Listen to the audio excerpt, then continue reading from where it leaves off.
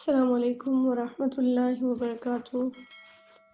اللہ کے فضل اور اس کی توفیق سے آج انشاءاللہ 13واں پارہ شروع کریں گے۔ اعوذ باللہ من الشیطان الرجیم، بسم اللہ الرحمن الرحیم۔ وما ابرئ نفسی ان النفس لأمارة بالسوء الا ما رحم ربی ان ربی غفور رحیم۔ 13ویں پارے کا پہلا رکوع ہے اور سورہ یوسف کی آیت نمبر 53 ہے۔ عزیز مصر کی بیوی کہتی ہے کہ میں اپنے آپ کو بری قرار نہیں دیتی، چونکہ پیچھے اس نے اعتراف کیا ہے کہ میں نے اپنے شوہر کی غیر موجودگی میں بڑی خیانت نہیں کی۔ اس کے ساتھ اس نے یہ اعتراف بھی کیا کہ میں اپنے آپ کو پاک باز قرار نہیں دیتی، کیونکہ نفس کی شرارتوں سے تو وہی محفوظ رہ سکتا ہے جس پر اللہ تعالیٰ کی خاص رحمت ہو۔ حضرت یوسف علیہ السلام اللہ کی اسی خاص رحمت کی وجہ سے نفس کی شرارتوں سے محفوظ رہے۔ نفس کی 3 قسمیں قرآن پاک میں بیان ہوئی ہیں۔ ایک یہاں پر نفس امارہ جو برائی پر آمادہ کرتا ہے، دوسری 29ویں پارے میں انشاءاللہ آپ پڑھیں گے سورہ قیامہ میں نفس لوامہ جو ملامت کرنے والا ہوتا ہے جسے ہم ضمیر بولتے ہیں، اور تیسری قسم ہے 30ویں پارے میں انشاءاللہ آپ پڑھیں گے نفس مطمئنہ جو نیکی پر ابھارتا ہے اور انسان کو اطمینان اور سکون دلاتا ہے۔ تو وہ کہتی ہے کہ نفس امارہ جو ہے یعنی نفس تو برائی کا حکم دیتا ہی ہے، اس لیے اس کی شرارتوں سے وہی بچ سکتا ہے جس پر اللہ تعالیٰ رحم کرے۔ پھر تذکرہ ہے یوسف علیہ السلام کی زندگی کے ایک اور دور کا، کہ جب وہ بادشاہ کے سامنے آئے اور لوگوں کے سامنے آئے اور آپ کی پاک دامنی ثابت ہو چکی تھی، تو بادشاہ نے کہا کہ میں ان سے فیس ٹو فیس ملاقات کرنا چاہتا ہوں، بنفس نفیس میں ان سے ملنا چاہتا ہوں۔ جب بات چیت ہوئی تو بادشاہ نے محسوس کیا حضرت یوسف علیہ السلام کے علم کی وسعت کو، ان کے اخلاق کو، تو اس نے کہا کہ آج سے تم ہمارے ہاں مکین و امین ہو، صاحب اقتدار ہو، امانت دار ہو۔ مکین اس مرتبے کو کہتے ہیں جو صرف ایک یا چند کے علاوہ کسی کو حاصل نہیں ہوتا۔ تو جب یوں انہوں نے حضرت یوسف علیہ السلام کی سلیکشن کر لی تو پھر حضرت یوسف علیہ السلام نے ان سے کہا کہ اگر تم نے مجھے عہدہ دینا ہی ہے تو پھر مجھے زمین کے خزانوں پر انچارج بنا دو، ٹھیک ہے؟ یعنی سلطنت کے جتنے بھی ذرائع آمدنی ہیں وہ میرے کنٹرول میں دے دو، مطلب مجھے اکاؤنٹنٹ کا جو ہے نا وہ مینیجر بنا دو کہ میں اس فیلڈ کو دیکھوں گا۔ تو یہاں سے کچھ لوگ کہتے ہیں کہ یوسف علیہ السلام نے عہدہ خود مانگا تھا، ایسا نہیں ہے،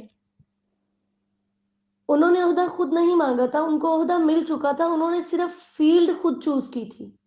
مثلا آپ نے سنا ہوگا CSS ایک مقابلے کا امتحان ہے، جو کینڈیڈیٹس اس کو پاس کر لیتے ہیں پھر ان کو اختیار دیا جاتا ہے کہ یہ 4-5 ڈپارٹمنٹس ہیں، آپ ان میں سے جون سا بھی جوائن کرنا چاہیں۔ تو یوسف علیہ السلام کے ساتھ بھی ایسا ہی ہوا تھا، ٹھیک ہے، کہ ان کو جاب مل چکی تھی، عہدہ مل چکا تھا، اب فیلڈ چوز کرنی تھی تو وہ انہوں نے خود چوز کی کہ یہ فیلڈ جو ہے نا یہ میرے لیے زیادہ بیسٹ ہے، تو انہوں نے عہدہ خود نہیں مانگا تھا۔ اللہ تعالیٰ فرماتے ہیں اس طریقے سے ہم نے یوسف علیہ السلام کو زمین میں اقتدار دیا کہ وہ خود سے امور سلطنت کو سنبھالنے لگے، کیونکہ جو محسنین ہوتے ہیں ہم ان کو ایسے ہی اجر دیتے ہیں، اور پھر آخرت کا اجر تو ایمان والوں کے لیے اور متقین کے لیے بہت ہی زیادہ اچھا ہے، یعنی تو دنیا کا اجر تھا نا، آخرت کا اجر اس سے بھی کہیں اچھا ہے۔ دوسرا رکوع ہے آیت نمبر 58 سے 60 تک۔ یہاں پر تذکرہ ہے کہ وہ جو خوشحالی کے سال تھے وہ ختم ہو گئے، اللہ تعالیٰ نے ان کا یہاں پر ذکر نہیں کیا۔ تو جو بادشاہ کی خواب میں قحط سالی والے سال تھے نا، اب وہ تذکرہ شروع ہو گیا۔ تو جب قحط سالی شروع ہوئی تو تمام علاقوں کے لوگ جو ہیں وہ اس میں مبتلا ہوئے، حتیٰ کہ فلسطین تک وہ قحط سالی پہنچی۔ تو حضرت یوسف علیہ السلام کے بھائی غلہ لینے کے لیے مصر آئے، تو یوسف علیہ السلام نے ان کو پہچان لیا جبکہ ان کے بھائیوں نے ان کو نہیں پہچانا۔ تو جب حضرت یوسف علیہ الصلوۃ والسلام نے ان کا سامان تیار کروایا تو ان کی جو پونجی تھی، جو دولت تھی، جو پیسے دے کر انہوں نے سامان خریدنا تھا، وہ حضرت یوسف علیہ الصلوۃ والسلام نے واپس ان کے سامان کے اندر ہی رکھ دیا، اور ساتھ ان کو یہ بھی کہا کہ جو تمہارا بھائی تمہارے باپ کے پاس ہے نا، آئندہ اس کو بھی ساتھ لے کر آنا، اگر اس کو نہ لے کر آئے تو پھر میرے قریب نہ آنا، ٹھیک ہے؟ تو انہوں نے کہا کہ ہم ضرور کوشش کریں گے۔ اب جب یہ یوسف علیہ الصلوۃ والسلام کے بھائی اپنے گھر جاتے ہیں اور جا کر جب اپنا سامان کھولتے ہیں تو دیکھتے ہیں کہ اس کے اندر ان کے پیسے بھی واپس آئے ہیں، تو باپ سے کہتے ہیں یا ابانا ما نبغی، ابا جان ہمیں اور کیا چاہیے، یہ دیکھیے ہماری پونجی بھی ہمیں لوٹا دی گئی ہے اور ہم اپنے گھر والوں کے لیے اناج بھی لے کر آئے ہیں، تو آپ اس کو ہمارے ساتھ بھیجیے، ہم اس کی حفاظت کریں گے اور ایک اونٹ ہمیں ایکسٹرا ملے گا، یعنی اس کے حصے کا۔ تو حضرت یعقوب علیہ الصلوۃ والسلام نے کہا کہ نہیں، میں اس کو ہرگز تمہارے ساتھ نہیں بھیجوں گا، حتیٰ کہ تم مجھے اللہ تعالیٰ کی پختہ قسم دو کہ تم اس کو ضرور لے کر آؤ گے۔ ہاں وہ الگ بات ہے کہ تم سب لوگوں کے اوپر کوئی مصیبت آن پڑے تو وہ ایک الگ بات ہے، لیکن اس اکیلے کے بارے میں کہ تم کہو کہ اس کو یہ ہو گیا وہ ہو گیا، تو پھر میں تمہارے ساتھ کبھی بھی نہیں بھیجوں گا۔ اور ساتھ ہی پھر حضرت یعقوب علیہ الصلوۃ والسلام نے اپنے بیٹوں کو احتیاطاً یہ کہا کہ تم نے ایک ہی دروازے سے داخل نہیں ہونا، ٹھیک ہے، کہ تمہیں نظر نہ لگ جائے، جدا جدا دروازوں سے داخل ہونا ہے، کیونکہ نبی اکرم صلی اللہ علیہ وسلم نے فرمایا نظر لگنا ثابت شدہ بات ہے، اگر کوئی چیز تقدیر سے آگے نکل جاتی ہے تو نظر اس سے آگے نکل جاتی ہے، اور جب تم سے غسل کے لیے کہا جائے تو غسل کرو۔ صحیح مسلم کی حدیث نمبر 2188 ہے۔ نظر بد کا علاج کیا ہے کہ جس کی نظر لگی ہو اس سے غسل کروا کر جس کو نظر لگی ہے اس پر اس کا پانی ڈالا جائے۔ اسی طرح توحید پہ مبنی جو دم ہے وہ بھی کیے جا سکتے ہیں۔ نبی اکرم صلی اللہ علیہ وسلم نے فرمایا دموں میں کوئی حرج نہیں جب تک وہ شرک نہ ہو۔ صحیح مسلم کی حدیث نمبر 2200 ہے۔ اور اس کے ساتھ ہی یعقوب علیہ الصلوۃ والسلام نے ان کے عقائد کی بھی اصلاح کی اور ہمارے عقائد کی بھی اصلاح کی، کہا کہ یہ جو میں تمہیں کہہ رہا ہوں نا کہ الگ الگ دروازوں سے داخل ہونا، یہ صرف احتیاطی تدابیر ہے۔ وما اغنی عنکم من اللہ من شیء، اگر اللہ تعالیٰ نے تمہاری تقدیر میں کوئی تکلیف لکھی ہوئی ہے تو پھر اس میں تم سے کچھ بھی کفایت نہیں کر سکتا، ٹھیک ہے، اس تکلیف کو میں نہیں ہٹا سکتا، میں تو صرف احتیاطاً کہہ رہا ہوں۔ ان الحکم الا للہ، کیونکہ فیصلہ تو صرف اللہ تعالیٰ کا ہی صادر ہوتا ہے اور میں اسی پہ بھروسہ کرتا ہوں، لہٰذا تمام بھروسہ کرنے والوں کو چاہیے کہ وہ اسی پہ بھروسہ کریں۔ اب بیٹے اپنے باپ کے حکم کے مطابق جیسے باپ نے کہا تھا اسی طرح داخل ہوئے، لیکن اللہ تعالیٰ نے پھر سے اس چیز کا تذکرہ کیا، ما کان یغنی عنہم من اللہ من شیء، وہ اللہ تعالیٰ کے مقابلے میں ان کے کچھ کام نہیں آ سکتا تھا، ٹھیک ہے۔ تو انبیاء کرام علیہ الصلوۃ والسلام کے بارے میں واضح دیکھیے قرآن میں موجود ہے کہ یعقوب علیہ الصلوۃ والسلام اپنے بیٹوں کو نفع و نقصان نہیں پہنچا سکے، ٹھیک ہے، اپنے بیٹوں کی حفاظت نہیں کر سکے، تو یہ اختیار صرف اللہ تعالیٰ کے پاس ہے۔ وَلَكِنَّ أَكْثَرَ النَّاسِ لَا يَعْلَمُونَ، لیکن اکثر لوگ اس بات کو نہیں جانتے۔ تیسرا رکوع ہے آیت نمبر 69 سے 79 تک، کہ جب یوسف علیہ الصلوۃ والسلام کے بھائی ان کے یوسف علیہ السلام کے چھوٹے بھائی کو ساتھ لے کے دوبارہ سے یوسف علیہ السلام کے پاس جاتے ہیں تو یہ فوراً اپنے بھائی کو پہچان لیتے ہیں اور اس کو خفیہ طریقے سے بتا بھی دیتے ہیں کہ میں تیرا بھائی ہوں، لہٰذا تو نے غمگین نہیں ہونا جو کچھ یہ ہمارے ساتھ کر رہے ہیں۔ اب کیا ہوتا ہے، چونکہ پچھلی دفعہ بھائی آئے تھے ان کے ساتھ بھی اس نے سلوک کیا کہ ان کے پیسے ان کو واپس کیے، اس دفعہ کیا ہوا کہ جو اپنا بھائی آیا تو اس کے ساتھ بھی اس نے سلوک کرتے ہوئے حضرت یوسف علیہ الصلوۃ والسلام نے اس کے سامان کے اندر پیالہ رکھ دیا، ٹھیک ہے، کہ پہلے ان کے ساتھ اس نے سلوک کیا تھا، اس دفعہ میں اپنے بھائی کے ساتھ کرتا، اور یہ وہ پیالہ تھا جس کے ساتھ وہ غلہ ماپ کے دیتے تھے۔ ابھی حضرت یوسف علیہ الصلوۃ والسلام کے بھائی وہیں پر تھے کہ ان کو وہاں پر جو دربان وغیرہ تھے ان کو اس غلے کے جو پیمانہ تھا، جو پیالہ تھا، اس کی ضرورت پڑ گئی، تو انہوں نے اعلان کیا کہ ایھا العیر انکم لسارقون، اے قافلے والو تم چور ہو۔ انہوں نے کہا تمہاری کیا چیز گم ہوئی ہے؟ تو کہتے کہ ہمارا یہ بادشاہ کا جو پیالہ ہے وہ گم ہوا ہے، اور جو لے کر آئے گا نا ڈھونڈ کے دے گا اس کو ایک اونٹ ہم مزید غلے کا دیں گے۔ تو یوسف علیہ السلام کے بھائیوں نے قسم کھائی، کہتے ہیں کہ ہم زمین میں فساد کرنے نہیں آئے اور نہ ہی ہم چور ہیں۔ تو وہ جو دربان تھے انہوں نے پوچھا کہ اگر تم سے چوری برآمد ہو گئی تو بتاؤ ان کنتم کاذبین، اگر تم جھوٹے ہوئے تو پھر تمہاری سزا کیا ہے؟ تو یوسف علیہ السلام کے بھائیوں نے خود ہی سزا بتائی کہ ان کی شریعت کے اندر جو سزا تھی وہ کہتے ہیں کہ جس سے چوری کی چیز برآمد ہونا وہی اس کی سزا ہوتی ہے کہ اس کو یہاں پر رکھا جائے گا. اب تلاشی شروع ہو جاتی ہے. ٹھیک ہے, تو ادھر حضرت یوسف علیہ السلام نے جب پیمانہ رکھا ہے اس بات کا بھی کسی کو نہیں پتا, اور ادھر والے معاملات کا حضرت یوسف علیہ السلام کو نہیں پتا. جیسے ہی تلاشی شروع ہوتی ہے تو وہ تلاشی لیتے ہیں پہلے حضرت یوسف علیہ السلام کے بھائی کے سامان کی, اور اس میں سے اس پیالے کو نکال لیتے. اب انہوں نے سزا خود ہی بتائی ہوئی تھی کہ سزا یہ ہے کہ جس سے وہ چوری برآمد ہوگی اس کو یہاں رکھا جائے گا. تو جب پیمانہ مل گیا اور انہی کی بتائی ہوئی سزا کے مطابق انہوں نے اس کو روک لیا, تو یہ بات حضرت یوسف علیہ السلام تک پہنچی. تو وہ اللہ تعالیٰ کی تدبیر سمجھ کر خاموش رہے, کچھ نہیں بولے کہ یہ پیالہ میں نے رکھا تھا یا کسی بھی طرح, اور نہ ہی انہوں نے ایک ثابت شدہ مجرم کی طرف سے کوئی طرفداری کی, اور نہ ہی اپنے بھائی کو چور کہا.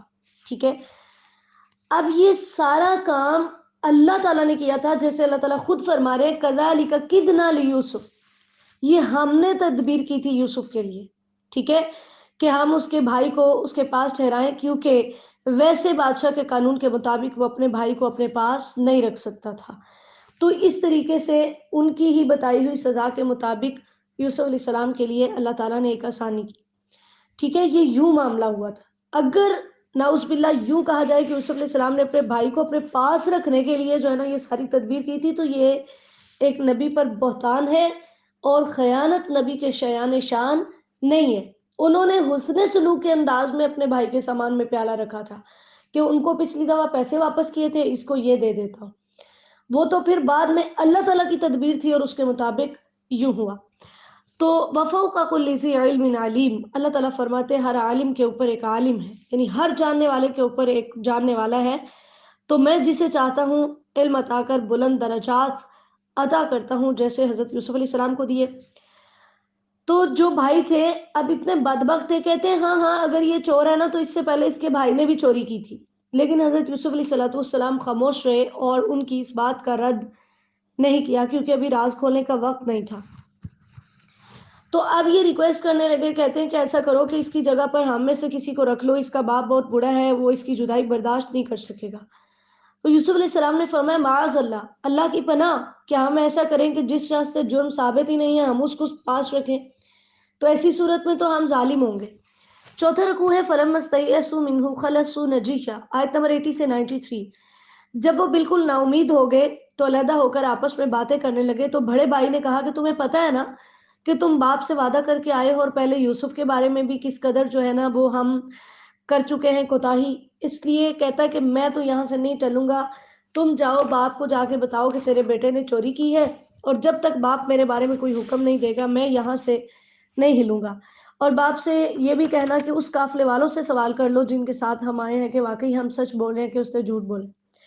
ابھی حضرت یعقوب علیہ السلام کے پاس گئے اور جا کر پھر یہ بات بتائی کہ اس نے جو ہے وہ چوری کی ہے. اس موقع پر بھی حضرت یعقوب علیہ السلام نے یہی کہا فَصَبْرٌ جمیل, کہ میں صبر جمیل ہی کروں گا, مجھے امید ہے ان یأتینی بہم جمیعا, کہ اللہ ان دونوں کو اکٹھے لے آئے گا. یوں حضرت یعقوب علیہ السلام بہت زیادہ غمگین ہوئے. ان کے غمگین ہونے کا تذکرہ ہے کہ وَبِيَضَّتْ عَيْنَاهُ, ان کی آنکھیں سفید ہو گئی, من الحزن, غم کی وجہ سے, فَهُوَ كَظِيمٌ, کہ وہ غم سے بھرے ہوئے تھے. یعنی اتنی بڑی مصیبت ہے, اس کے باوجود حضرت یعقوب علیہ السلام نے زبان سے کوئی ایسا کلمہ نہیں نکالا جس کی وجہ سے اللہ تعالیٰ ناراض ہو جائے. یہی وجہ ہے کہ جب ہمارے نبی علیہ السلام کے بیٹے ابراہیم کی ڈیتھ ہوئی تو آپ صلی اللہ علیہ وسلم کی آنکھوں سے آنسو جاری ہو گئے, اور آپ نے فرمایا بے شک آنکھ آنسو بہاتی اور دل غمگین ہوتا ہے, اور ہم اس کے سوا کچھ نہیں کہتے جو ہمارے رب کو پسند ہو, اور بے شک ہم تیری جدائی سے ابراہیم یقیناً غمزدہ ہے. صحیح بخاری کی حدیث نمبر 1303 ہے. تو مسلسل یعقوب علیہ السلام روتے تو تھے لیکن اللہ تعالیٰ کی ناشکری نہیں کی. تو بیٹے کہتے ہوتے تھے کہ تو ایسے ہی یوسف کو یاد کر کر کے پگھل جائے گا اور ہلاک ہو جائے گا. تو یعقوب علیہ السلام نے فرمایا انما اشکو بثی وحزنی الی اللہ وَأَعْلَمُ مِنَ اللَّهِ مَا لَا تَعْلَمُونَ، میں تو اپنے غم اور ایسی اپنی بے قراری کا شکوہ صرف اللہ سے کرتا ہوں، اور میں اللہ کی طرف سے وہ جانتا ہوں جو تم نہیں جانتی۔ تم مجھے کہتے ہو نا، تمہارے ذہن میں تو یہ ہے کہ ہم ان کا کام تمام کر چکے ہیں تو بس ختم، لیکن جو مجھے پتا ہے اللہ کی طرف سے کہ ابھی اس خواب کی تعبیر ہونی ہے، یوسف فوت نہیں ہوا، یوسف زندہ ہے، اس لیے میں اس کو یاد کر کے روتا ہوں۔ حزن کہتے ہیں ایسے غم کو جسے چھپایا جا سکے، اور بس ایسے غم کو کہتے ہیں جس کو چھپایا نہ جا سکے۔ یعنی میں بے صبری تو نہیں کر رہا، بے صبری تو تب ہوتی کہ اگر میں مخلوقات کے سامنے روتا، میں تو اپنے رب کے سامنے روتا ہوں۔ پھر حضرت یعقوب علیہ السلام نے اپنے بیٹوں کو حکم دیا کہ جاؤ اپنے بھائیوں کو تلاش کرو اور اللہ کی رحمت سے مایوس نہیں ہونا، کیونکہ کافر اللہ کی رحمت سے مایوس ہوتے ہیں تو پتہ چلتا ہے کہ مایوسی کفر ہے۔ اب یہ دوبارہ سے حضرت یوسف علیہ السلام کے پاس جاتے ہیں اور جا کر ریکویسٹ کرتے ہیں کہ ہمارے گھر والوں کو بڑی تکلیف پہنچی ہے اور آج ہمارے پاس پیسے بھی کم ہیں، لہٰذا آپ ہمیں پورا غلہ دے دیجیے گا اور ہم پہ صدقہ کیجیے گا، کیونکہ اللہ تعالیٰ صدقہ کرنے والوں کو بدلہ دیتا ہے۔ تو یوسف علیہ السلام نے ان سے پوچھا کیا تمہیں پتہ ہے کہ تم نے یوسف اور اس کے بھائی کے ساتھ کیا کیا تھا جب تم جاہل تھے؟ وہ حیران کہ اس بات کا ہمارے علاوہ اور یوسف کے علاوہ تو کسی کو پتہ ہی نہیں ہے، تو یہ کون ہے؟ کہتے اِنَّكَ لَأَنْتَ یوسف، کیا تم یقیناً واقعی یوسف ہو؟ تو حضرت یوسف علیہ السلام نے فرمایا انا یوسف وہذا اخی، ہاں میں یوسف ہوں اور یہ میرا بھائی ہے، ہمارے رب نے ہم پہ احسان کیا ہے۔ اور یاد رکھو جو تقوی اختیار کرتا ہے اور جو صبر کرتا ہے اللہ تعالیٰ ایسے محسنین کے اجر ضائع نہیں کرتا۔ اب اس موقع پر حضرت یوسف علیہ السلام اپنے بھائیوں کو کوئی بھی سزا دے سکتے تھے، لیکن کہا لا تثریب علیکم اليوم، آج تم پہ کوئی ملامت نہیں ہے، یغفر اللہ لکم، اللہ تمہیں بخش دے۔ اور یہ ایک نبی کی ہی شان ہو سکتی ہے کہ دشمن پر قابو پانے کے بعد بھی اسے معاف کر دے۔ نبی اکرم صلی اللہ علیہ وسلم نے بھی فتح مکہ کے موقع پر قریش کے سرداروں سے یوں ہی کہا تھا، کیونکہ اصل صلہ رحمی ہی یہ ہے۔ نبی اکرم صلی اللہ علیہ وسلم نے فرمایا صلہ رحمی کرنے والا وہ نہیں جو صلہ رحمی کے مقابلے میں صلہ رحمی کرتا ہے، بلکہ صلہ رحمی کرنے والا وہ ہے کہ جب اس کی رشتہ داری قطع کی جائے تو وہ اسے ملائے۔ صحیح بخاری کی حدیث نمبر 5991 ہے۔ پھر تذکرہ ہے حضرت یوسف علیہ السلام کی قمیض کا تیسری مرتبہ کہ یوسف علیہ السلام نے کہا یہ میری قمیض لے جاؤ اور جا کے باپ کے چہرے پر ڈالنا تو ان کی پہنائی واپس آ جائے گی اور تم سب میرے پاس آ جاؤ۔ پانچواں رکوع ہے آیت نمبر 94 سے 104 تک۔ اب قافلہ جب وہاں سے نکلا تو حضرت یعقوب علیہ السلام کہتے ہیں کہ مجھے یوسف کی خوشبو آ رہی ہے، اگر تم مجھے بہکا ہوا نہ سمجھو۔ تو انہوں نے پھر کہا کہ انک لفی ضلالک القدیم، یعنی کہاں سے یوسف آ سکتا ہے؟ یہ پوتوں کی بات ہو رہی، کیونکہ بیٹے تو غلہ لینے گئے ہوئے تھے۔ تو جب خوشخبری دینے والا آیا تو آ کر حضرت یعقوب علیہ السلام کے چہرے پہ قمیض ڈالی اور اس سے ان کی بینائی واپس آ گئی۔ قال الم اقل لکم، کہتے ہیں میں نے تمہیں کہا تھا نا انی اعلم من اللہ ما لا تعلمون، میں اللہ کی طرف سے وہ جانتا ہوں جو تم نہیں جانتے۔ اب بیٹوں نے اپنے گناہ کا اعتراف کیا اور باپ سے ریکویسٹ کی کہ آپ ہمارے لیے اللہ سے استغفار کیجیے، تو کہتے ہیں کہ عنقریب میں تمہارے لیے استغفار کروں گا۔ اب یہ بھائی اور ماں باپ حضرت یوسف علیہ السلام کے پاس جاتے ہیں، ان کو بڑا پروٹوکول دیا جاتا ہے۔ حضرت یوسف علیہ السلام اپنے ماں باپ کو تخت پر بٹھاتے ہیں اور وہ سب لوگ یعنی وہ 11 ستارے، 11 بائی، ایک ماں اور باپ، ایک سورج اور ایک چاند، وَخَرُّوا لَهُ سُجَّدًا، ان سب نے حضرت یوسف علیہ السلام کو سجدہ کیا اور یوں خواب کی تعبیر پوری ہوئی۔ انہوں نے خود اپنے باپ سے کہا کہ ابا جان یہ میرے خواب کی تعبیر ہے جس کو میرے رب نے سچ کیا ہے، اور میرے رب کا مجھ پہ احسان ہے کہ اس نے مجھے قید خانے سے نکالا، تم لوگوں کو دیہات سے لے آیا، کہ شیطان نے ہمارے درمیان اختلافات ڈلوانے کی پوری کوشش کی، لیکن میرا رب بہت باریک بین ہے، وہ سب کچھ جانتا ہے، کمال حکمت والا ہے۔ تو یہ جو سجدہ انہوں نے کیا تھا یہ تعظیمی سجدہ تھا جو ان کی شریعت میں جائز تھا، لیکن ہماری شریعت میں جائز نہیں ہے۔ حضرت معاذ رضی اللہ تعالیٰ عنہ جب ملک شام سے واپس آئے تو نبی علیہ السلام کو سجدہ کیا۔ آپ نے فرمایا معاذ یہ کیا ہے؟ کہا میں نے شام میں دیکھا کہ وہ اپنے پادریوں اور سرداروں کو سجدہ کرتے ہیں، تو میں نے اپنے دل میں چاہا کہ ہم آپ کے ساتھ ایسا ہی کریں۔ تو رسول اللہ صلی اللہ علیہ وسلم نے فرمایا تم ایسا مت کرو، کیونکہ اگر میں کسی کو حکم دینے والا ہوتا کہ وہ اللہ کے علاوہ کسی اور کو سجدہ کرے تو عورت کو حکم دیتا کہ وہ اپنے خاوند کو سجدہ کرے۔ سنن ابن ماجہ کی حدیث نمبر 1853 ہے۔ پھر حضرت یوسف علیہ السلام کے بارے میں تذکرہ ہے کہ انہوں نے اللہ تعالیٰ کی تعریف کی کہ یا اللہ تو نے مجھے بادشاہت دی، تو نے مجھے خوابوں کی تعبیر سکھائی، یا اللہ تو ہی زمین و آسمان کو پیدا کرنے والا ہے، انت ولی فی الدنیا والآخرہ، یا اللہ دنیا و آخرت میں میرا دوست بھی تو ہی ہے، توفنی مسلمم والحقنی بالصالحین۔ یہ بڑی خوبصورت دعا ہے، حسن خاتمہ کی دعا آپ نے یاد کرنی ہے کہ یا اللہ مجھے اسلام کی حالت میں فوت کرنا اور مرنے کے بعد مجھے نیک لوگوں کے ساتھ ملانا۔ سیدہ عائشہ رضی اللہ تعالیٰ عنہ فرماتی ہے میں نے نبی اکرم صلی اللہ علیہ وسلم سے سنا کہ کوئی نبی مرض الموت میں بیمار نہیں ہوتا حتیٰ کہ اسے دنیا و آخرت کے درمیان اختیار دیا جاتا ہے۔ آپ صلی اللہ علیہ وسلم جس بیماری میں فوت ہوئے آپ کو گلے کی سخت تکلیف ہو گئی، تو فرماتی ہیں کہ میں نے سنا آپ کہہ رہے تھے کہ ان لوگوں کا ساتھ چاہیے جن پہ اللہ نے انعام کیا، صدیقین، شہداء اور صالحین کا۔ صحیح بخاری کی حدیث نمبر 4586 ہے، یعنی یہ 4 لوگ ہیں، انبیاء، صدیقین، شہداء اور صالحین۔ اللہ تعالیٰ ہمیں بھی ان کی شفاعت نصیب فرمائے، اللہ تعالیٰ ہمیں ان کی رفاقت نصیب فرمائے۔ پھر نبی اکرم صلی اللہ علیہ وسلم کی نبوت کے اوپر دلیل ہے کہ یہ غیب کی خبریں تھی اور ہم نے آپ کو بتائی ہیں۔ نبی علیہ السلام کی شدید خواہش تھی کہ سب لوگ ایمان لے آئیں، تو اللہ تعالیٰ نے فرمایا کہ آپ چاہے حرص بھی رکھیں تو سب لوگ ایمان نہیں لائیں گے، اور یہ قرآن نصیحت بن کر آیا ہے، جو اس سے نصیحت حاصل کرنا چاہے وہ کر سکتا ہے۔ یہاں پر اختتام ہوتا ہے حضرت یوسف علیہ السلام کے قصے کا۔ بہت اہم پوائنٹ ہم نے اس صورت میں سیکھے، وقت کی قلت کے پیش نظر میں ان سب کو دوبارہ سے دہرا نہیں سکتی، تو جو چیزیں ہم نے اس میں سیکھی ان کو ضرور اپنی زندگی میں لاگو کیجئے، اللہ تعالیٰ ہمیں عمل کی توفیق دے۔ چھٹا رکوع ہے آیت نمبر 105 سے 111 تک۔ وَكَأَيٍّ مِّن قَرْيَةٍ، اللہ تعالیٰ فرما رہے ہیں کہ کتنی ہی نشانیاں ہیں جو روزانہ ان کی نگاہوں کے سامنے گزرتی ہیں، لیکن پھر بھی وہ ایمان نہیں لاتے اور اللہ تعالیٰ کے ساتھ شرک کرتے ہیں۔ تو اللہ تعالیٰ نے ایسے لوگوں کو ڈرایا ہے کہ تم یاد رکھو اچانک تمہارے پاس میرا عذاب آ سکتا ہے، پھر تم کیا کرو گے؟ اور اسی کے ساتھ نبی اکرم صلی اللہ علیہ وسلم کو حکم دیا کہ اب ان کو بتائیے کہ میرا اور میرے پیروکاروں کا جو راستہ ہے وہی توحید کا راستہ ہے، ہم بصیرت پر ہیں۔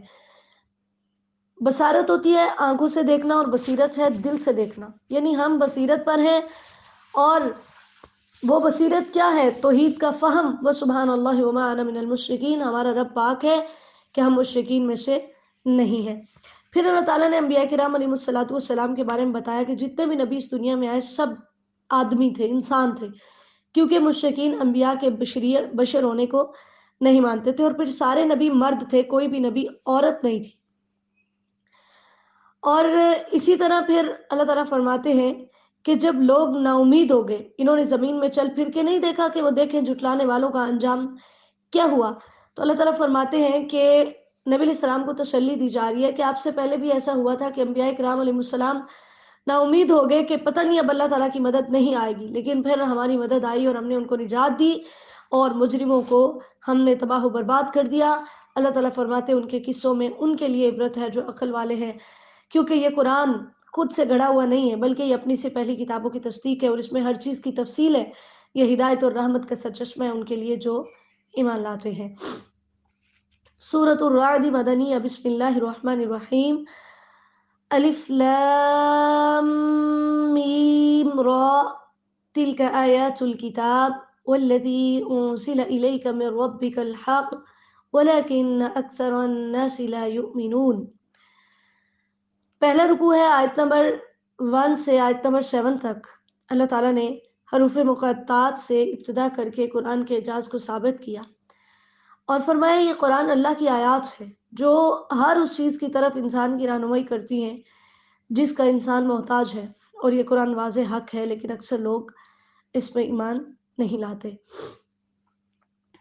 اللہ الذی رفع السماوات، اللہ تعالیٰ نے یہاں پر اپنا ذاتی نام بتایا ہے اور پھر اپنی قدرتوں کا تذکرہ کیا ہے کہ اللہ تعالیٰ نے آسمان کو بغیر ستونوں کے پیدا کیا، یا ایسے ستون اللہ تعالیٰ نے بنائے جو تمہیں نظر نہیں آتے۔ سورج چاند کو اللہ تعالیٰ نے تمہارے لیے مسخر کر دیا اور پھر تمہارے کاموں کی وہ تدبیریں بھی کر رہا ہے۔ پھر اسی طرح اللہ تعالیٰ نے زمین کو پھیلایا، اس میں پہاڑ اور درخت پیدا کیے، ہر طرح کے جوڑے بنائے، دن کو رات میں بدلتا ہے، رات کو دن میں بدلتا ہے، ٹھیک ہے، یہ اللہ تعالیٰ کی قدرتوں کے کرشمے ہیں۔ پھر اسی طرح اس میں اللہ تعالیٰ فرماتے ہیں ان کے لیے نشانیاں ہیں جو غور و فکر کرتے ہیں۔ اللہ تعالیٰ نے پھر زمین کا تذکرہ کیا ہے کہ ساری زمین ایک جیسی نہیں ہے، کوئی زرخیز ہے، کوئی بنجر ہے، کوئی بڑی سخت ہے اور کوئی بڑی نرم ہے۔ پھر اللہ تعالیٰ نے پھل پیدا کیے، ٹھیک ہے، ایک ہی باغ کے اندر مختلف طرح کے پودے ہیں، تو پانی سب کو ایک ہی دیا جاتا ہے لیکن پھل سب کا مختلف ہے۔ اللہ اکبر! تو یہ اللہ تعالیٰ کی قدرت کی بہت بڑی نشانی ہے۔ انگور دیکھیے اس کی کتنی اقسام ہے، کھجور کی کتنی اقسام ہے، مینگو کی کتنی اقسام ہے، تو یہ اللہ تعالیٰ کی قدرت کی بہت بڑی نشانی ہے۔ اور پھر ساری زمین ایک جیسی نہیں ہے، بالکل اسی طرح سارے انسان بھی ایک جیسے نہیں ہیں۔ نبی علیہ الصلوۃ والسلام نے فرمایا اللہ تعالیٰ نے آدم کو پیدا کرنے کے لیے پوری روئے زمین سے ایک مٹھی لی، مٹی کی، اور آدم کی اولاد اسی کے مطابق کوئی سرخ، کوئی سفید، کوئی سیاہ، کوئی اور اس کے درمیان ہے، کوئی نرم، کوئی سخت، اور کوئی خبیث اور کوئی طیب ہے۔ مسند احمد کی حدیث نمبر 19601 ہے۔ اللہ تعالیٰ نے نبی علیہ السلام کو بتایا کہ آپ ان کے ایمان نہ لانے پر تعجب کر رہے ہیں، حالانکہ سب سے زیادہ تعجب والی بات تو یہ ہے کہ یہ کہتے ہیں کہ جب ہم مر جائیں گے، ہماری ہڈیاں بوسیدہ ہو جائیں گی، ہم مٹی ہو جائیں گے، تو ہمیں کیسے زندہ کیا جائے گا؟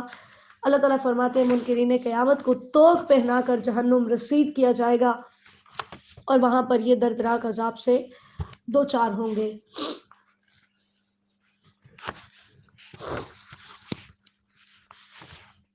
پھر کفار کے قرآن پاک کے انکار کا تذکرہ ہے کہ یہ قرآن کا انکار کرتے۔ اللہ تعالیٰ نے نبی علیہ السلام کو حکم دیا کہ آپ پریشان نہ ہوں، انما انت منذر، کیونکہ آپ تو صرف ڈرانے آئے ہیں، وَلِكُلِّ قَوْمٍ ہاد، اور ہر قوم کے لیے ایک ہادی، ایک رہنما، ایک ہدایت کی طرف چلانے والا ضرور آتا ہے، جس طرح آپ آئے ہیں۔ تو جو آپ کی ڈیوٹی آپ اس کو پورا کیجئے، باقی کام اللہ کے سپرد کر دیجئے۔ دوسرے رکوع ہے اللہ یعلم ما تحمل کل انثی، آیت نمبر 8 سے 18 تک اللہ تعالیٰ کے علم کی وسعت بیان کی جا رہی ہے کہ اللہ تعالیٰ ہر عورت کے حمل کو جانتے ہیں، اس عورت کے حمل کے اندر کیا کمی یا کیا زیادتی ہو رہی ہے یہ بھی اللہ تعالیٰ جانتے ہیں، کیونکہ غیب کی جو 5 کنجیاں ہیں ان میں سے ایک یہ بھی ہے کہ ماں کے پیٹ میں کیا ہے، اسے صرف اللہ تعالیٰ ہی جانتے ہیں، کیونکہ اللہ تعالیٰ غیب اور حاضر کو جاننے والا ہے۔ پھر اللہ تعالیٰ اپنے علم کی وسعت مزید بیان کرتے ہوئے فرما رہے ہیں کہ تم ظاہری طور پر یا اعلانیہ طور پر دن یا رات کی کسی بھی گھڑی میں کوئی عمل کرتے ہو تو اللہ تعالیٰ اسے جانتا ہے۔ یہ جاننے کے باوجود اس نے تمہاری نگرانی کا ایک سخت انتظام کر رکھا ہے کہ اس نے تمہارے لیے محافظ فرشتے بٹھائے ہوئے ہیں جو تمہارے تمام اعمال کو لکھتے ہیں۔ نبی اکرم صلی اللہ علیہ وسلم نے فرمایا تم میں سے جو شخص ہے اس کے ساتھ اس کا ایک قرین ہوتا ہے، یعنی ساتھی ہوتا ہے جنوں سے اور ایک فرشتوں سے۔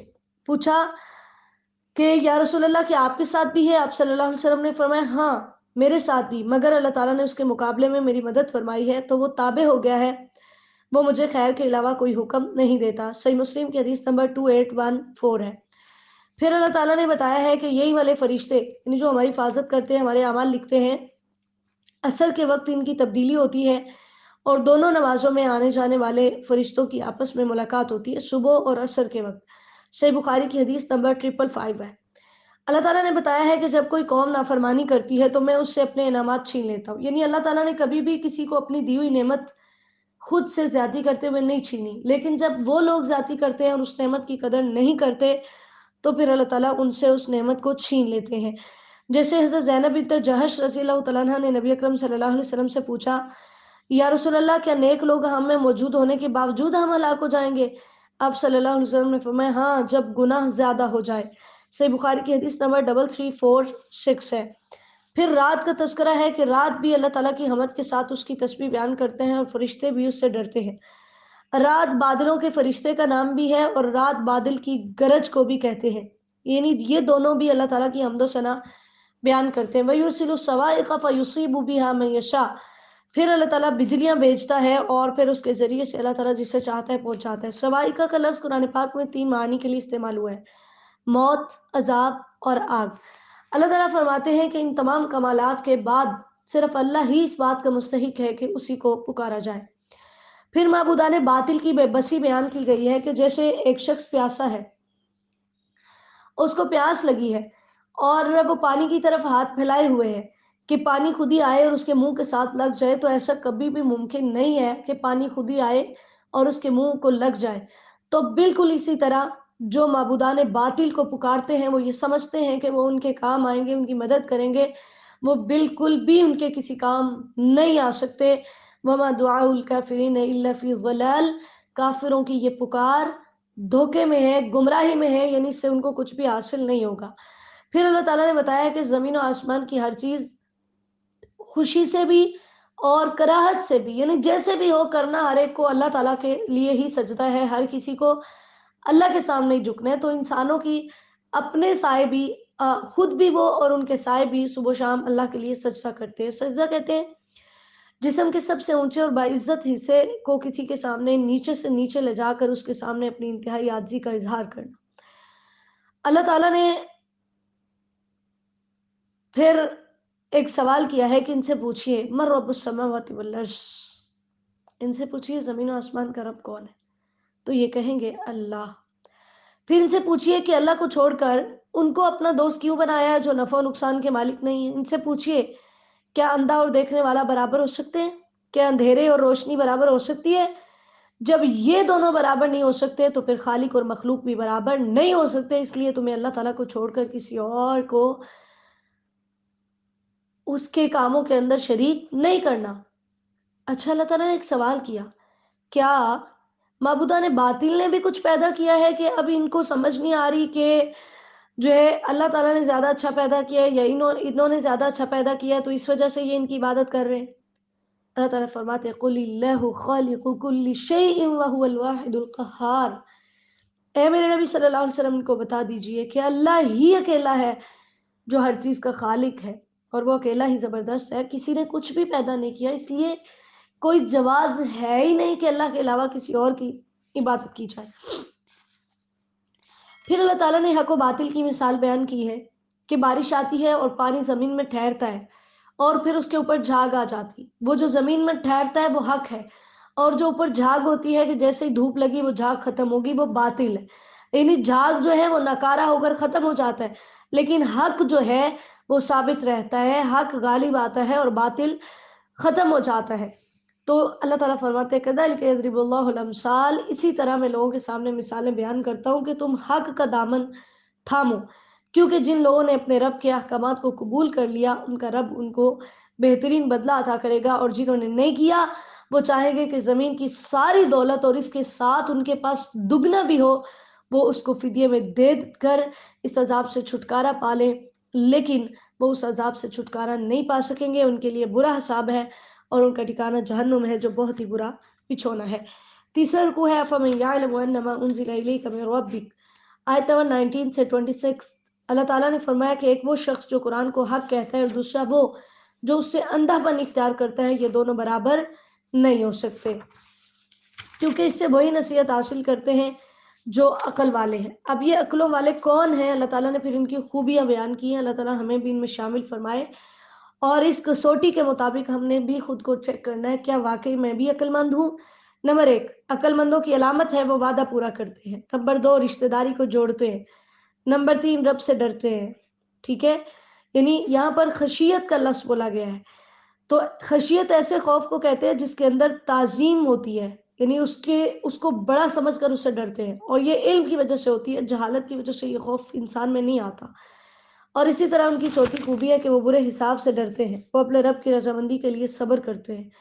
چھٹی خوبی ہے نماز پڑھتے ہیں. ساتویں خوبی ہے ظاہری اور پوشیدہ طور پر خرچ کرتے ہیں. اور آٹھویں خوبی ہے کہ برائی کو اچھائی سے دور کرتے ہیں، اگر گناہ ہو جائے تو فوراً نیکی کرتے ہیں. اب ان کا انجام کیا ہے؟ اللہ تعالیٰ ان کو ہمیشگی کے باغات جنتوں میں داخل کرے گا، اور وہاں پر یہ خود بھی ہوں گے، ان کے باپ بھی ہوں گے اگر وہ ان جیسے عمل کرتے تھے، ان کی وہاں پر بیویاں بھی ہوں گی، اولادیں بھی ہوگی. جو نیک ہیں وہ دنیا میں اگر نیک ہیں تو آخرت میں بھی سارے اکٹھے ہوں گے. والملائکۃ یدخلون علیہم من کل باب، اور فرشتے ہر دروازے سے ان پہ داخل ہوں گے، اور ہر دروازے سے ان پہ داخل ہوگے فرشتے ان کو سلام کہیں گے. اللہ اکبر کبیرہ. انہیں کہیں گے سلام علیکم بما صبرتم، تم نے جو مصیبتوں پہ، غموں پہ، پریشانیوں میں تم نے صبر کیا، آج تم پہ سلامتی ہو. آج کے بعد تمہیں کسی مصیبت میں گرفتار نہیں کیا جائے گا، آج کے بعد تمہیں کوئی دکھ اور غم نہیں پہنچے گا. نبی اکرم صلی اللہ علیہ وسلم نے فرمایا فرشتے ان کے پاس ہر دروازے سے داخل ہوں گے اور کہیں گے تم پر سلام ہو، صبر کے بدلے جو دنیا میں تم نے کیا سو اس گھر کا انجام اچھا ہے. مسند احمد کی حدیث نمبر 6578 ہے. اللہم اجعلنا منہم. اللہ تعالیٰ ہمیں بھی ان میں شامل فرمائے. اس کے برعکس دوسرے لوگ ہیں، اس کے برعکس جو دوسری قسم کے لوگ ہیں وہ کون ہیں؟ جو وعدے کو توڑتے، رشتہ داری کو کاٹتے ہیں، زمین میں فساد کرتے ہیں. اولئک لہم اللعنۃ ولہم سوء الدار. اللہ تعالیٰ فرماتے ہیں ان کے لیے لعنت ہے، وہ اللہ کی رحمت سے دور کر دیے گئے ہیں اور ان کے لیے بہت برا گھر ہے. اب ہم نے اپنے آپ کو چیک کرنا ہے، میرے اندر ان دونوں میں سے کون سی علامات پائی جا رہی ہیں اور مجھے اب کن لوگوں میں شامل ہونا ہے. اللہ تعالیٰ نے بتایا ہے کہ رزق کا اختیار میرے پاس ہے. یہ دنیا کی زندگی تو محض دھوکے کا سامان ہے، اس لیے تم اس کے پیچھے بھاگ کر اپنے رب کی یاد سے غافل مت ہو، اپنے رب کو مت بھولو. اسی لیے نبی اکرم صلی اللہ علیہ وسلم کے بارے میں آتا ہے، ایک دفعہ آپ چٹائی پر سو رہے تھے، آپ کے پہلو پر نشان پڑ گئے. صحابہ کرام رضی اللہ تعالیٰ عنہم نے عرض کی، یا رسول اللہ کیا ہم آپ کے لیے بستر بنوا دیں؟ آپ صلی اللہ علیہ وسلم نے فرمایا، میرا اور دنیا کا تعلق کیا ہے؟ میں تو دنیا میں محض اس سوار کی طرح ہوں جس نے درخت کے سائے میں آرام کیا پھر اسے چھوڑ کر چل دیا. جامع ترمذی کی حدیث نمبر 2377 ہے.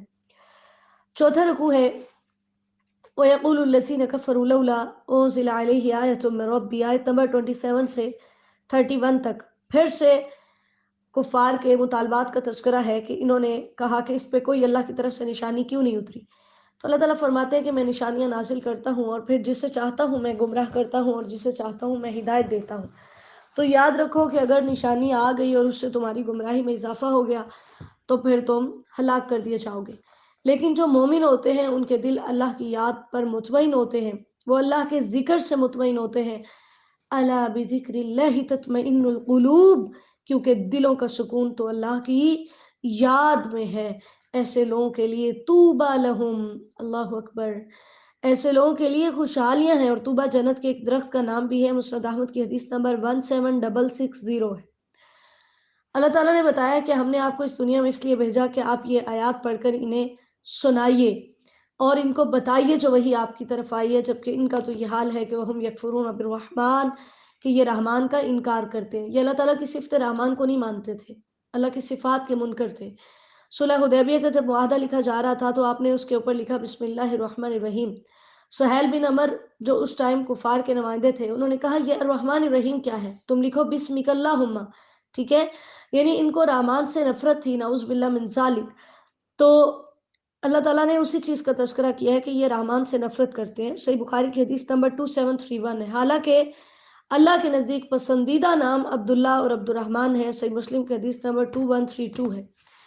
اللہ تعالیٰ فرماتے ہیں یہ جس طرح کے معجزات مانگ رہے ہیں اور مطالبات کر رہے ہیں، اگر ان کے یہ تمام مطالبات ہم پورے کر دیں، کوئی ایسا قرآن آ جائے جس کی وجہ سے پہاڑ چلائے جائیں یا زمین کاٹ دی جائے یا مردے اٹھ کے ان سے کلام کرنے لگ جائیں، پھر بھی انہوں نے ایمان نہیں لانا، تو ایسی صورت میں پھر لازمی طور پر اللہ تعالیٰ کا عذاب ان پہ نازل ہوگا. پانچواں رکوع ہے وَلَقَدِ اسْتُهْزِئَ بِرُسُلٍ مِّن قَبْلِكَ، آیت نمبر 32 سے 37 تک.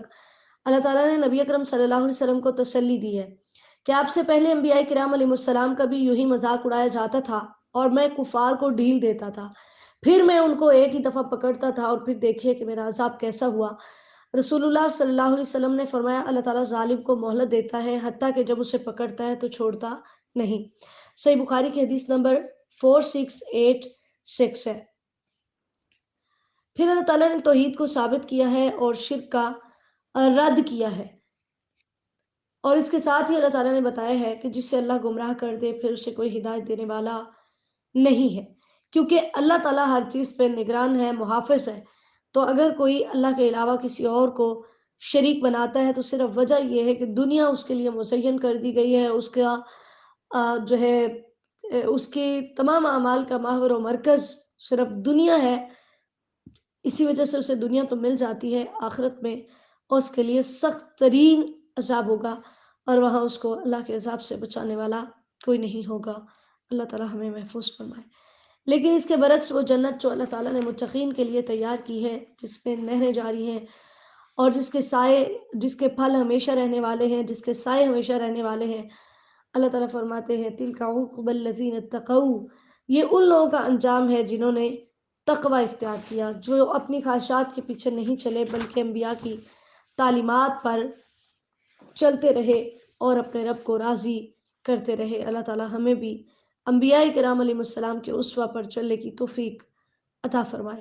اللہ تعالیٰ فرماتے ہیں کہ ہم نے آپ کو یہ کتاب دی ہے، ٹھیک ہے، تو کچھ لوگ اس کا انکار کرتے ہیں. آپ کہہ دیجئے کہ مجھے تو صرف اللہ نے یہ حکم دیا ہے کہ نعبد اللہ ولا اشرک بھی، کہ میں صرف اکیلے اللہ کی عبادت کروں اور اس کے ساتھ کسی کو شریک نہ ٹھہراؤں. میں خود بھی یہی کرتا ہوں، الیہ ادعو، اور میں بلاتا بھی اسی کی طرف، یعنی میری دعوت بھی یہی ہے کہ قولوا لا الہ الا اللہ، کہ تم لا الہ الا اللہ کہو. اللہ تعالیٰ فرماتے ہیں کہ ہم نے اسی طرح حکمت اتاری ہے، یعنی عربی حکم ہم نے نازل کیا. اگر آپ نے ان کی خواہشات کی پیروی کی تو اللہ تعالیٰ کے عذاب سے آپ کو کوئی بچانے والا نہیں ہوگا. آپ نے وہی کی اتباع کرنی ہے، ان کے طریقے پر نہیں چلنا. چھٹا رکوع ہے وَلَقَدْ أَرْسَلْنَا رُسُلًا مِّن قَبْلِكَ، آیت نمبر 38 سے 43. کفار اعتراض کرتے ہوتے تھے کہ اگر یہ نبی ہے تو پھر اس نے نکاح کیوں کیا ہے، اس کی اولاد کیوں ہے. آپ 19ویں پارے میں انشاءاللہ پڑھیں گے. کہتے تھے مَا لِهَذَا الرَّسُولِ يَأْكُلُ الطَّعَامَ وَيَمْشِي فِي الْأَسْوَاقِ، یہ کیسا رسول ہے جو کھانا کھاتا ہے، بازاروں میں چلتا پھرتا ہے. تو اللہ تعالیٰ نے اس کا جواب دیا ہے کہ نکاح کرنا نبوت کے منافی نہیں ہے. ٹھیک ہے، جتنے بھی رسول آئے ہیں انہوں نے نکاح کیا ہے. اور پھر جو تم معجزات مانگتے ہو، یہ کہتے تھے اگر یہ سچا نبی ہے تو معجزہ لا کر دکھائے، نعوذ باللہ. تو اللہ تعالیٰ نے فرمایا کہ معجزہ تو میرے حکم سے آتا ہے، میں چاہوں تو معجزہ نازل کروں، میں چاہوں تو نہ کروں، کیونکہ یمحو اللہ ما یشاء ویثبت، میری مرضی ہے. میں جو چاہتا ہوں لوح محفوظ میں لکھا رہنے دیتا ہوں، جو چاہتا ہوں مٹا دیتا ہوں، کیونکہ قلم جو ہے وہ خشک ہو چکے ہیں. اب واحد ایک چیز ہے جس سے تقدیر بدلتی ہے، وہ دعا ہے. نبی اکرم صلی اللہ علیہ وسلم نے فرمایا تقدیر کو دعا کے علاوہ کوئی چیز نہیں ٹالتی، اور عمر کو نیکی کے علاوہ کوئی چیز زیادہ نہیں کرتی. جامع ترمذی کی حدیث نمبر 2139 ہے. اللہ تعالیٰ فرماتے ہیں کہ جو سزا ہم نے ان کے لیے مقرر کی ہے وہ سزا ان کو مل کر رہے گی، چاہے وہ آپ کی زندگی میں ان کو ملے یا بعد میں ملے. ٹھیک ہے، کیونکہ ہر دور میں جو نبیوں کے گستاخ چلتے آئے ہیں اللہ تعالیٰ ان کو سزا دیتا رہا ہے. اس وجہ سے آپ پریشان نہ ہوں. ان کو غور کرنا چاہیے کہ ہم کس طرح سے زمین کو اس کے اطراف سے کم کرتے آ رہے ہیں، یعنی کیسے فتوحات کا دائرہ وسیع ہو رہا ہے اور زمین میں مسلمانوں کی حکومت قائم ہوتی جا رہی ہے، کیونکہ سارے فیصلے اللہ کے ہیں جن کو کوئی ٹالنے والا نہیں ہے. وقت مکر الذین من قبلہم، اللہ تعالیٰ فرماتے ہیں نبی علیہ السلام کو آپ نے پریشان نہیں ہونا. آپ سے پہلے جو کفار تھے انہوں نے بھی بہت ساری چالیں چلیں، تو اللہ تعالیٰ کو تو سب کے اعمال کا پتہ ہے. اب کافر جو ہیں اگر یہ ایسے کام کر رہے ہیں تو عنقریب یہ اس کو جان لیں گے. وَيَقُولُ الَّذِينَ كَفَرُوا لَسْتَ مُرْسَلًا، کفار مکہ نعوذ باللہ کہتے ہیں کہ تو رسول ہی نہیں ہے. کتنا سخت جواب ہے. ایک وہ شخص جو صادق اور امین کے لقب سے پکارا جاتا ہے، جس کو خود یہ صادق اور امین کا لقب دیتے، جب وہی نبی ان کے سامنے نبوت کا اعلان کرتا ہے تو یہ کہتے ہیں لست مرسلا، تو نبی ہے ہی نہیں، نعوذ باللہ من ذالک. اللہ تعالیٰ فرماتے ہیں ان سے کہیے کفا باللہ شہیدا بینی و بینکم، میری رسالت کے اوپر اللہ کی گواہی کافی ہے، مجھے تمہاری گواہی کی کوئی ضرورت نہیں. ومن عنده علم الکتاب، اور ہر وہ شخص جس کے پاس کتاب کا علم ہے وہ بھی میری رسالت کی گواہی دیتا ہے کہ میں اللہ کا سچا رسول ہوں، میں کوئی جھوٹا نبوت کا دعویٰ نہیں کر رہا. سورۃ ابراہیم مکیہ، بسم اللہ الرحمن الرحیم. الف لام را، کتاب انزلناه الیک لتخرج الناس من الظلمات الى النور بإذن ربهم الى صراط العزیز الحمید. حضرت ابراہیم علیہ السلام کا اس صورت میں خصوصی طور پہ تذکرہ ہے، اسی وجہ سے اس صورت کا نام سورہ ابراہیم ہے. حروف مقطعات کے ذریعے ابتدا کی گئی ہے اور قرآن کے معجزہ ہونے کو ثابت کیا گیا. اللہ تعالیٰ قرآن کے نزول کا مقصد بتا رہے ہیں کہ قرآن کے نزول کا مقصد یہ ہے کہ انسان کو اندھیروں سے نکال کر روشنی کی طرف لے جانا. لیکن یہ کس کے حکم سے ہوتا ہے؟ اس رب کے حکم سے جو العزیز بھی ہے الحمید بھی ہے. ٹھیک ہے، یہ قرآن اس کے راستے کی طرف ہماری رہنمائی کرتا ہے اور جس کا ذاتی نام اللہ ہے، جو زمین و آسمان کا مالک ہے. لیکن کافروں کے لیے بہت بڑی ہلاکت ہے دردناک عذاب سے کہ وہ آخرت کو چھوڑ بیٹھے ہیں اور دنیا کی زندگی کو پسند کرتے ہیں. اسی وجہ سے وہ خود بھی اللہ کے راستے سے رکے ہوئے ہیں، دوسروں کو بھی روکتے ہیں، اس کے اندر ٹیڑھا پن تلاش کرتے ہیں. اولئک فی ضلال بعید، یہ لوگ دور کی گمراہی میں پڑے ہوئے ہیں.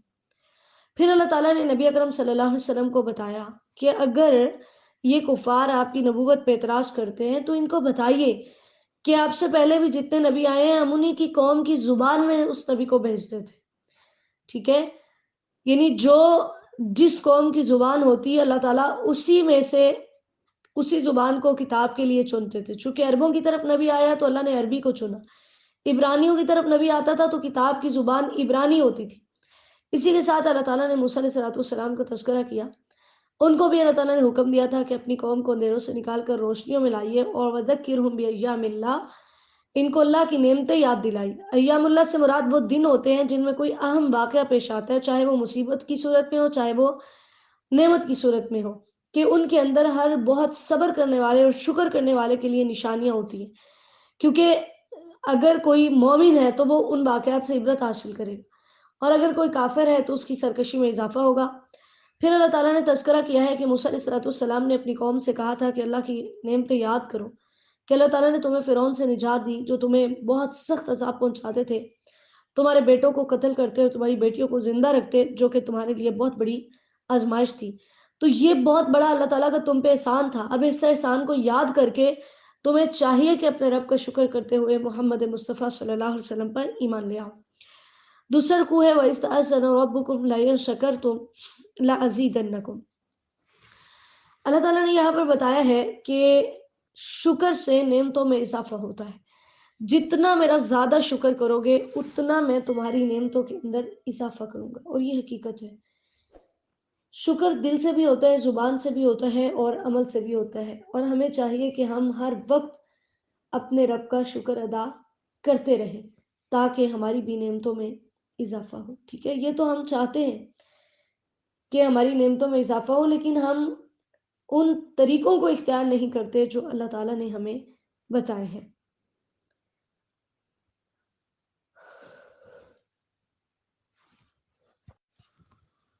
اور ہم جتنا زیادہ اللہ کا شکر ادا کریں گے اللہ تعالیٰ اتنا ہی زیادہ دے گا، اس کو دینے سے کوئی کمی واقع نہیں ہوتی.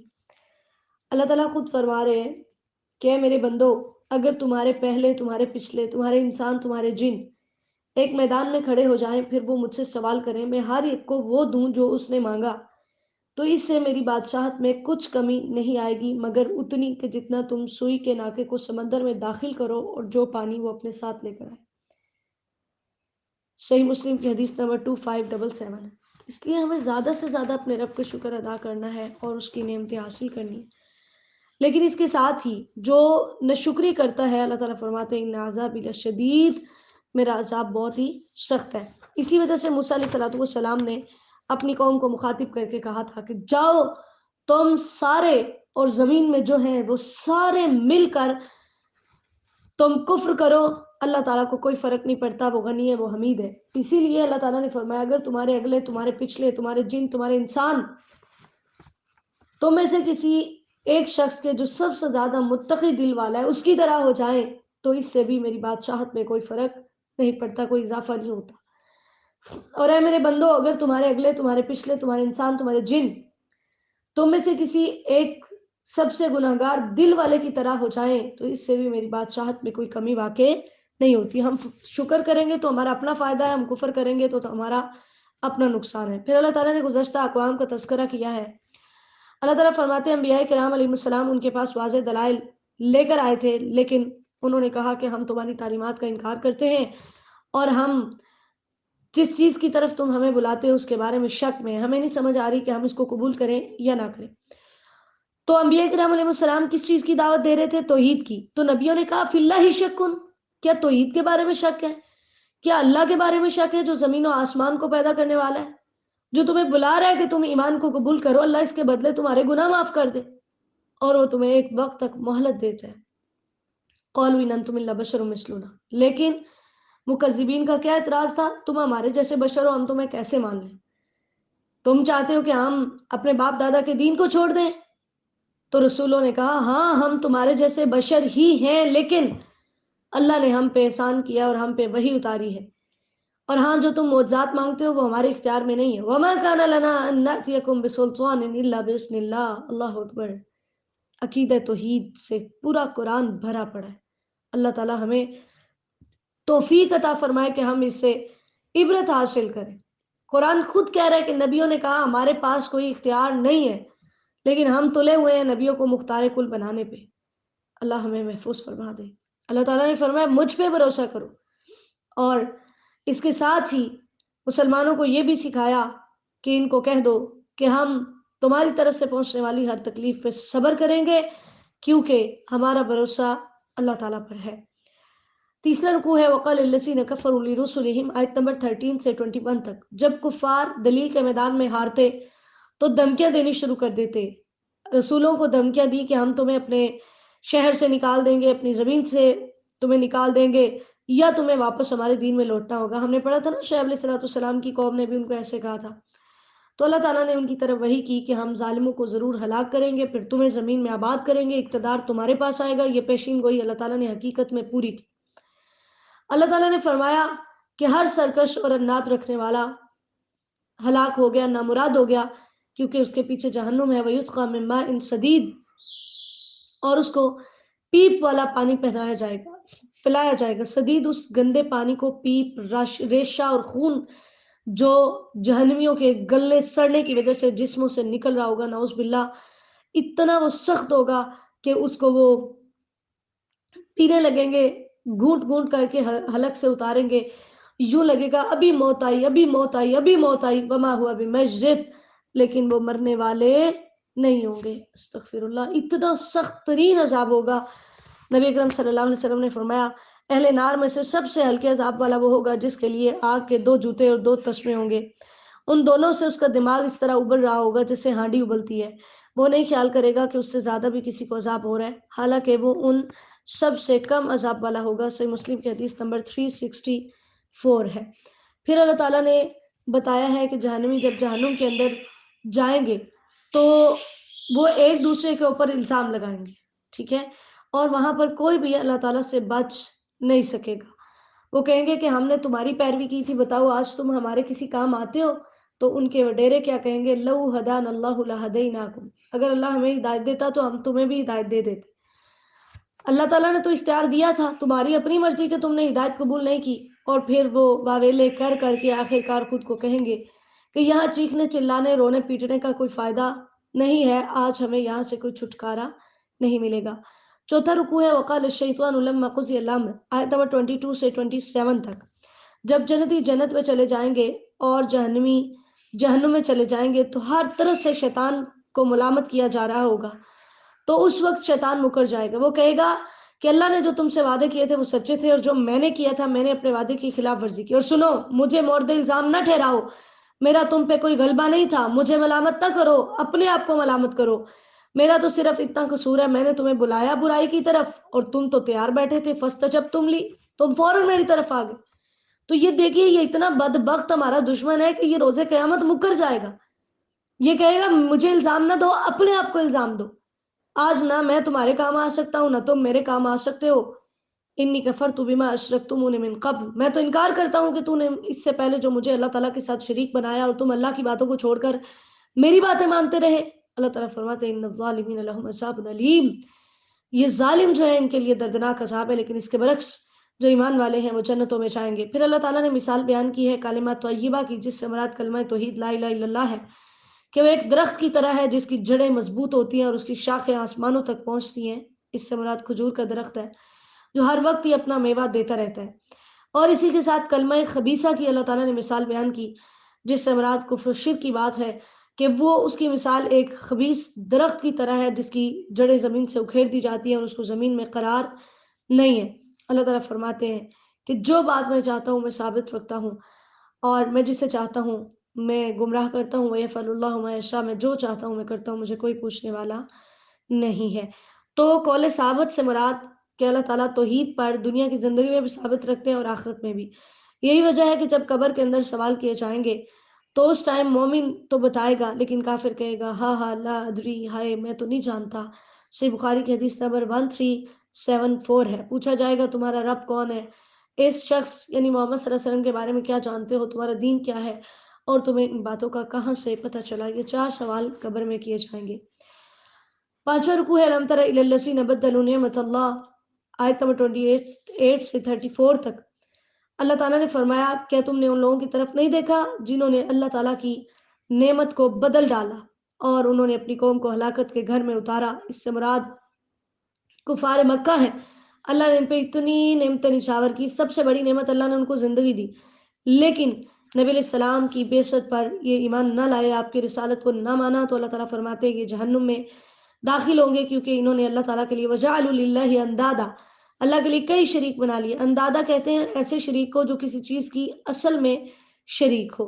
پھر اللہ تعالیٰ نے حکم دیا ہے کہ میرے بندوں سے کہیے کہ وہ نماز قائم کریں اور اعلانیہ اور پوشیدہ طور پر خرچ کریں اس دن کے آنے سے پہلے، یوم لا بیع فیہ ولا خلال، جس کے اندر کوئی تجارت نہیں ہوگی، کوئی دوستی کام نہیں آئے گی، اس دن کے آنے سے پہلے پہلے میرے راستے میں خرچ کریں۔ پھر اللہ تعالیٰ نے اپنی قدرتوں کو بیان کیا ہے کہ میں نے زمین و آسمان کو پیدا کیا، آسمان سے پانی میں برساتا ہوں، اس کے ذریعے سے پھل اگاتا ہوں، یہ کشتیاں، یہ دن رات، یہ سورج چاند ستارے، یہ سب میں نے تمہارے لیے مسخر کیے ہیں۔ وَآتَاكُم مِّن كُلِّ مَا سَأَلْتُمُوهُ، تمہیں ہر وہ چیز دی ہے جو تم چاہتے تھے۔ وَإِن تَعُدُّوا نِعْمَتَ اللَّهِ لَا تُحْصُوهَا، اور اگر اللہ نے تم پہ اتنی نعمتیں نچھاور کی کہ اگر تم ان کو شمار کرنا چاہو تو شمار نہیں کر سکتے، اس کے باوجود ان الانسان لظلوم کفار، انسان بہت ظلم کرنے والا، بہت ناشکرا ہے کہ پھر بھی اپنے رب کی اطاعت نہیں کرتا۔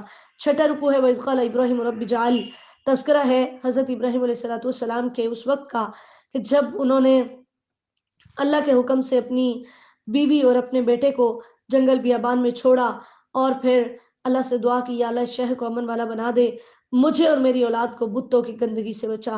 ابراہیم علیہ السلام نے ہر جگہ پر اپنی اولاد کو اپنی دعا میں ساتھ شامل کیا، تو ہمیں بھی اپنی اولادوں کے لیے اچھی دعائیں کرنی چاہیے، اور سب سے زیادہ جو دعا کی وہ عقائد کے اعتبار سے دعا کی کہ یا اللہ میری اولاد کے عقیدے درست رہیں، یہ توحید پرست رہیں، یا اللہ یہ کبھی شرک کی طرف نہ جائیں۔ اور اللہ تعالیٰ سے کہا یا اللہ آپ کے کہنے پر میں ایک ایسی جگہ پر اپنی اولاد کو چھوڑ کر جا رہا ہوں کہ جو غیر اسی زرع، جہاں پر کوئی کھیتی نہیں ہے، اور یہاں پر تیرا حرمت والا گھر ہے۔ یا اللہ میں تجھ سے دعا کرتا ہوں کہ ان کو ایسا بنا دے کہ لیقیم الصلاۃ، کہ یہ نماز پڑھے۔ اللہ اکبر۔ تو ابراہیم علیہ السلام نے اپنی اولاد کی نماز کے لیے بھی دعا کی۔ اصل میں مومن کی شان یہی، وہ آخرت کے لیے، ہم اپنے بچوں کی دنیا کے لیے ہی دعائیں کرتے ہیں اور دنیا کے لیے ہی کوششیں کرتے ہیں۔ اللہ اکبر۔ اپنی اولادوں کی دنیا کے کریئر کا تو آپ سوچتے ہیں، آخرت والے کریئر کا بھی سوچئے کہ وہاں کیا بنے گا۔ اور پھر اللہ سے دعا کی یا اللہ اس گھر کو ایسا بنا دے کہ لوگوں کے دل اس کی طرف کھنچتے ہوئے آئیں۔ اور حقیقت میں ایسا ہے، آج ہم میں سے ہر کوئی تڑپ رہا ہے، جو ایک دفعہ اس گھر کو دیکھ آتا ہے پوری زندگی وہ تڑپتا ہے کہ میں بار بار جاؤں۔ اللہ تعالیٰ ہم سب کو حج و عمرہ کی سعادت نصیب فرمائے، اور اللہ تعالیٰ سے دعا کی یا اللہ ان کو پھلوں کا رزق دے تاکہ یہ شکر کریں۔ پھر اللہ کے علم کی وسعت ہے کہ یا اللہ تو جانتا ہے جو ہم چھپاتے ہیں، جو ہم ظاہر کرتے ہیں، یا اللہ تیرے اوپر تو زمین و آسمان کی کوئی چیز مخفی نہیں ہے۔ اللہ میں تیرا شکر گزار ہوں کہ تو نے بڑھاپے میں مجھے اسماعیل اور اسحاق دیے۔ یا اللہ تو بہت دعائیں سننے والا ہے۔ رب اجعلنی مقیم الصلاۃ ومن ذریتی، پھر سے دعا، اللہ مجھے اور میری اولاد کو نماز قائم کرنے والا بنا دے۔ ہم میں سے کون ہے جو یہ دعا کرتا ہو یا اللہ مجھے اور میری اولاد کو نمازی بنا دے۔ ہر کام میں اپنی اولاد کو ساتھ شامل کیجیے، نیکی کے کاموں۔ ربنا وتقبل دعا، اللہ ہماری دعائیں قبول کر لے۔ یا اللہ مجھے اور میرے والدین کو بخش دے۔ یہ وعدے سے کے مطابق دعا تھی۔ پھر بعد میں ابراہیم علیہ السلام نے لا تعلقی کا اظہار کر دیا تھا اور اس کے بعد کبھی دعا نہیں کی جب اللہ نے منع کر دیا۔ یا اللہ مجھے اور میرے والدین کو اور ایمان والوں کو بخش دے یوم یقوم الحساب، جس دن حساب قائم ہوگا۔ ساتواں رکوع ہے وَلَا تَحْسَبَنَّ اللَّهَ غَافِلًا عَمَّا يَعْمَلُ الظَّالِمُونَ، آیت نمبر 42 سے اللہ تعالیٰ نے قیامت کی ہولناکی کا تذکرہ کیا ہے کہ لوگ یہ نہ سمجھیں کہ اللہ تعالیٰ ان کے اعمال سے غافل ہے۔ اللہ تعالیٰ تو ان کو ڈھیل دے رہے ہیں، اور پھر ایک ہی دفعہ اللہ تعالیٰ پکڑیں گے۔ اس دن نگاہیں پھٹی کی پھٹی رہ جائیں گی، لوگوں نے سر اوپر کو اٹھائے ہوں گے اور دوڑتے ہوئے جا رہے ہوں گے۔ وافدتہم ہوا، اور دل خالی ہوں گے۔ اللہ اکبر، یعنی اس قدر ہولناک وہ دن ہوگا۔ ظالم کہے گا یا اللہ ایک قریبی وقت تک تھوڑی سی مہلت دے دے، اب ہم تیری دعوت قبول کریں گے، تیرے نبیوں کی پیروی کریں گے۔ اللہ تعالیٰ فرمائیں گے نہیں۔ اولم تکن اقسمتم، کیا تم اس سے پہلے قسمیں کھا کھا کر نہیں کہتے تھے کہ ہم تو ہمیشہ رہیں گے، ہمیں تو کبھی زوال ہے ہی نہیں؟ تم ان لوگوں کے گھروں میں رہتے تھے جنہوں نے اپنی جانوں پہ ظلم کیا، تمہارے لیے سب کچھ واضح ہوا تھا، مثالیں ہم نے بیان کی، سب کچھ کھول کھول کے بیان کیا، لیکن تم نہیں مانے تھے۔ ٹھیک ہے، چالیں چلتے رہے تھے، فلا تحسبن اللہ مخلف وعدہ رسلا، یہ مت سمجھنا کہ اللہ اپنے رسولوں کے ساتھ کیے گئے وعدوں کی خلاف ورزی کرتا ہے، نہیں، اللہ عزیز ہے، ذو انتقام ہے، وہ جیسے چاہے بدلہ لیتا ہے۔ یوم تبدل الارض غیر الارض، پھر تذکرہ ہے کہ روز قیامت یہ والی زمین نہیں ہوگی، اس زمین کو دوسری زمین سے اور آسمانوں کو دوسرے آسمانوں سے بدل دیا جائے گا۔ نبی اکرم صلی اللہ علیہ وسلم نے فرمایا لوگ قیامت کے دن سفید مٹیالی زمین پر اکٹھے کیے جائیں گے جیسے میدے کی روٹی ہوتی ہے جس میں کوئی نشان نہیں ہوگا۔ صحیح بخاری کی حدیث نمبر 6521 ہے۔ وہاں پر مجرمین کو زنجیروں کے اندر جکڑا ہوا ہوگا اور گندک کی ان کے اوپر قمیصیں ہوں گی، وَتَغْشَى وُجُوهَهُمُ النَّارُ، اور چہروں کو آگ ڈھانپ لے گی۔ اللہ اکبر، اللہ تعالی ہمیں محفوظ فرمائے۔ نبی کرم صلی اللہ علیہ وسلم نے فرمایا نوحہ کرنے والی عورت اگر مرنے سے پہلے توبہ نہ کرے تو قیامت کے دن اس حال میں آئے گی کہ قاطران کی قمیض اور خارش کا کرتا اس کے اوپر ہوگا۔ صحیح مسلم کی حدیث نمبر 934 ہے۔ یہ قیامت کا دن اس لیے قائم ہوگا لیجزی اللہ کل نفس ما کسبت، اللہ تعالیٰ ہر کسی کو اس کے اعمال کا بدلہ دے۔ ان اللہ سریع الحساب، کیونکہ اللہ تعالیٰ بہت جلد حساب لینے والا ہے۔ ھذا بلاغ للناس، یہ لوگوں کے لیے پیغام پہنچانا ہے۔